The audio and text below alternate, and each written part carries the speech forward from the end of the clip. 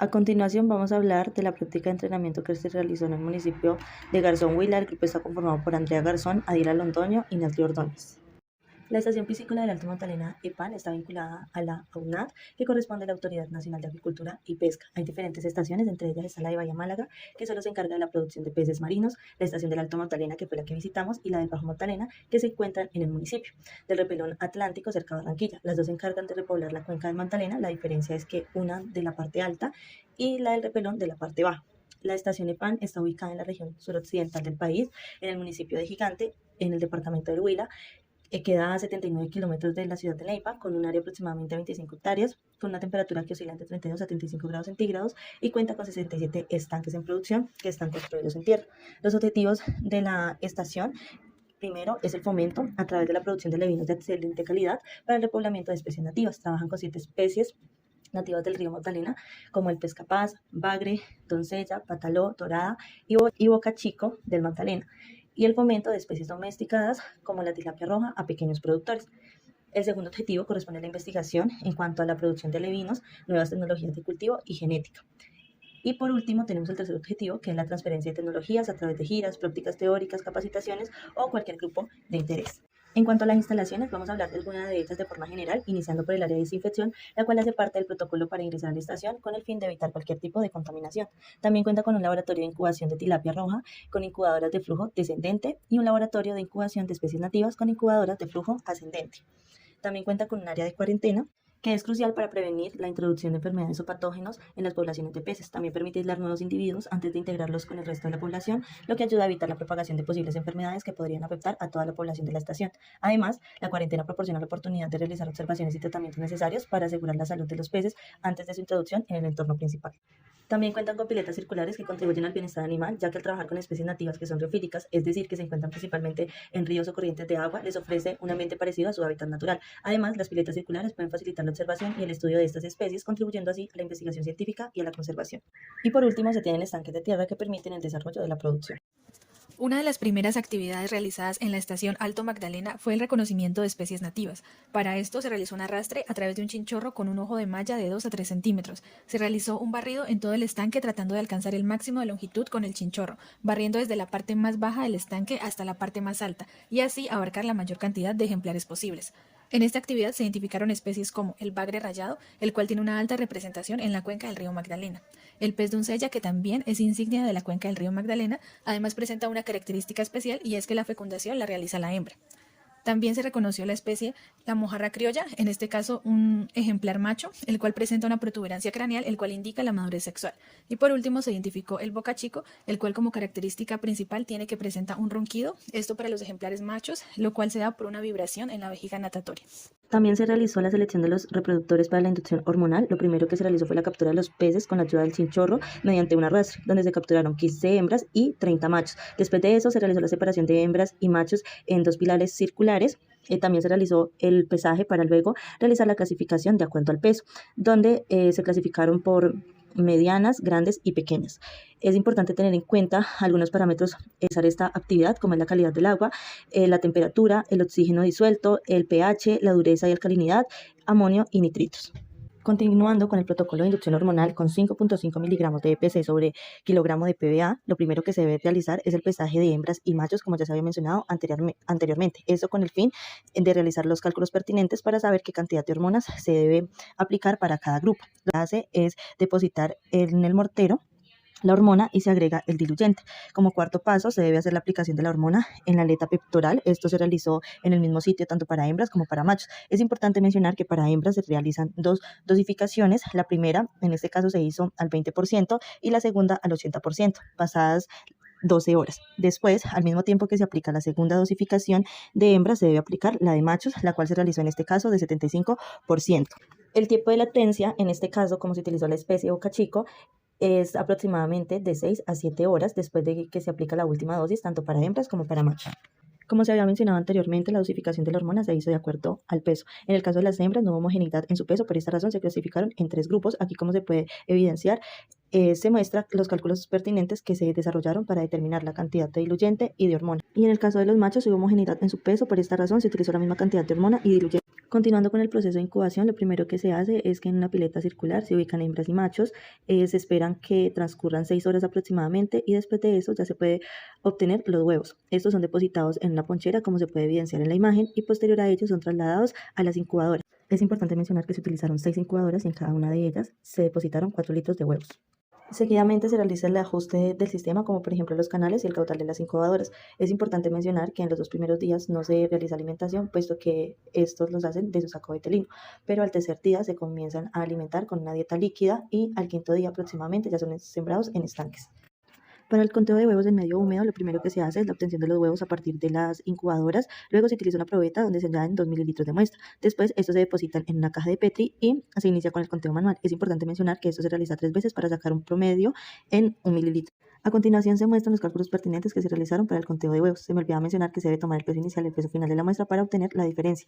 En conclusión, se espera una producción de 2.160.000 huevos. Desarrollo embrionario inicial. A continuación se describen las fases observadas en el microscopio. Primero se da la multiplicación celular hasta formar una mórula. Después de esto sigue la fase de blastulación, que es la conformación donde próximamente va a ser el embrión. En la fase de gastrulación se forma el embrión temprano en la periferia, que sería el saco vitelino. Finalmente se da la eclosión, cuando la larva empieza a realizar movimientos peristálticos y el huevo empieza a debilitar la membrana para poder nacer. En el caso del bocachico se demora aproximadamente entre 12 a 15 horas para que el huevo eclosione. Para el proceso de desove en seco, primero se seleccionan los ejemplares macho y hembra. Luego se aplica anestesia con tricaín para un mejor manejo. Posteriormente se pesa la hembra antes del desove dando un peso de 741 gramos. Después se obtienen los gametos realizando un masaje en el abdomen de la hembra hasta que se complete el desove. Esto se agrega a un recipiente seco en donde se mezclará con los gametos masculinos, los cuales fueron obtenidos con la técnica anterior. Esta mezcla se homogeniza con ayuda de una pluma y se aplica agua con el fin de que ocurra la fertilización. A partir de este momento es necesario realizar un movimiento constante de los gametos, transcurriendo aproximadamente 1 hora para que se asegure una mayor tasa de fertilización. Actualmente en la estación piscícola se está iniciando con un proyecto de acuaponía, el cual ya aproximadamente hace un mes. La captación del agua se hace a partir de un estanque donde se está cultivando tilapia roja y dorada. Cuenta con un sistema de ventilación, 3 tanques, también con un panel solar, 4 sitios de siembra en gravilla. Se ha intentado con cilantro, el cual ha dado buen resultado, zanahoria, jengibre, espinaca, y se utiliza un sistema de riego por goteo. Para la captación de agua de la estación piscícola, primero se cuenta con una quebrada llamada Guandinosa que tiene una temperatura que oscila entre los 20 grados centígrados. Luego se da la captación por medio de un canal de derivación y su distribución por un desarenador.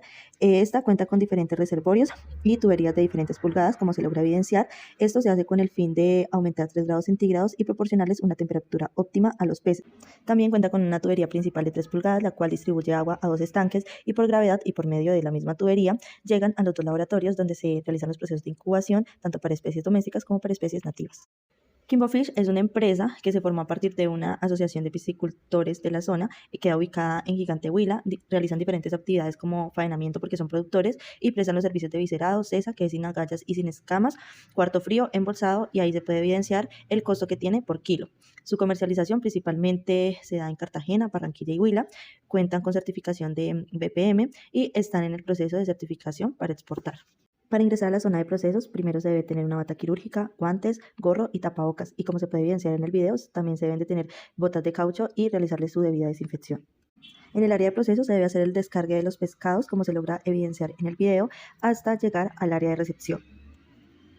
Seguidamente los pescados llegan a las albercas, estas tienen una capacidad de 5 y 4 toneladas y solo se les añade hielo y agua para mantener la temperatura de los peces. Por medio de canastillas se depositan en la mesa de rayado para luego pasar a la banda donde se saca el viscerado y se lava muy bien el pescado y seguidamente pasan a la banda de arriba donde el pescado ya va limpio. Después se realiza una clasificación de los peces por talla de acuerdo a la tabla de clasificación y finalmente se encasillan los pescados en forma de zigzag según las tallas anteriormente establecidas y se apilan en canastillas de 5 para luego pesarlas. Estas se pesan nuevamente y son llevadas al carro donde se les realiza un proceso de enhielado y se hace dentro del carro. Explicación de cómo es el proceso para la obtención de aceite. Sale de allá donde está la gente trabajando en lo que es el proceso. Ahí pues yo la he hecho a la caneca y para descubrir la sangre para que la sangre es la que altera como la acidez del aceite, ¿no? Entonces tratar de no de escurrirla lo más posible que pueda. De ahí, y le doy más o menos unas 8 o 9 horas de cocción hasta que dé punto. ¿Y cuál es la temperatura? Eso está como a 180, 190. Más o menos. Ahí lo dejo por ahí 3 o 4 horas que se reposen para que lo estilo. Después de que lo dejo ahí, entonces ya lo estilo en estas canetas. Y eso ya, pues por este lado, pues ya sería lo último de acá, ¿no? El último proceso que se le hace a la víscera. Y ya vienen los que compran, los que compran el aceite. Y ahí sí ya se lo llevan para las plantas donde quedaron como 20. Sí, más o menos. Se visitó la granja Alto Magdalena, programa de transferencia de tecnología como de capacitación y producción de material vegetativo para el fomento del cultivo de cacao. Se encuentra ubicada en la vereda Guandinosa, en el municipio de Gigante Huila. Algunas generalidades del cultivo de cacao es que se debe tener muy en cuenta la precipitación al año, la calidad del suelo, preferiblemente franco-arcillosa para fomentar el desarrollo radicular, una altura de 200 metros sobre el nivel del mar, un contenido de materia orgánica del 20% aproximadamente, y la distancia de siembra es importante considerarla porque de acuerdo a esto se determina el manejo en cuanto a podas. Por ejemplo, se puede utilizar de 3,50 por 3,50 y también es indispensable definir la línea de producción, puesto que el cacao de calidad en cuanto a sabor y aroma disminuye la producción.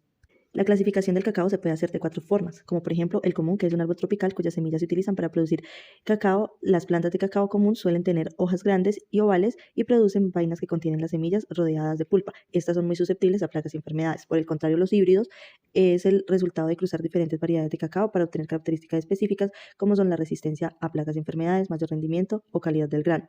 Tenemos también los trinitarios, que son conocidos por tener características intermedias entre el cacao criollo y el cacao forastero. Y los clones, estos pues son utilizados para mantener y reproducir variedades específicas con características deseables en la industria del cacao. Existen diferentes tipos de injerto para el cultivo de cacao, por ejemplo el de yema. Este consiste en una técnica que implica unir una yema de una planta deseada, que sería el portainjerto, con una planta patrón. Este método se utiliza para proteger variedades específicas de cacao con características deseadas.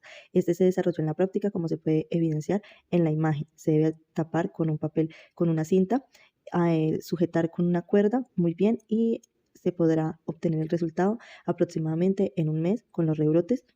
Luego tenemos el de aproximación. Este método se utiliza para propagar variedades específicas de cacao, facilitando el desarrollo de plantas para que sean más resistentes y productivas. También tenemos el malayo, el cual implica unir un brote o una yema de la planta de cacao resistente a enfermedades con otra planta más estable, conocida como portainjerto. Esta técnica busca combinar las características deseables de ambas plantas para obtener una variedad más resistente de producción. Y cuarto, tenemos la de puda, que es más utilizada en el vivero. Cabe mencionar que la de malayo se utiliza para hacer cambio de copa. A continuación, vamos a hablar acerca de algunas plagas y enfermedades que fueron identificadas en la granja Alto Magdalena, como por ejemplo la moniliasis, que es causada por un hongo y afecta los frutos del cacao. La escoba de bruja también es causada por un hongo. Este infecta las yemas florales del cacao, provocando el crecimiento anormal de las ramas. Y los trips, que pueden afectar negativamente el cultivo de cacao al alimentarse de los brotes y las hojas jóvenes. También se mencionaron otras enfermedades como la roselinia y el mar rosado.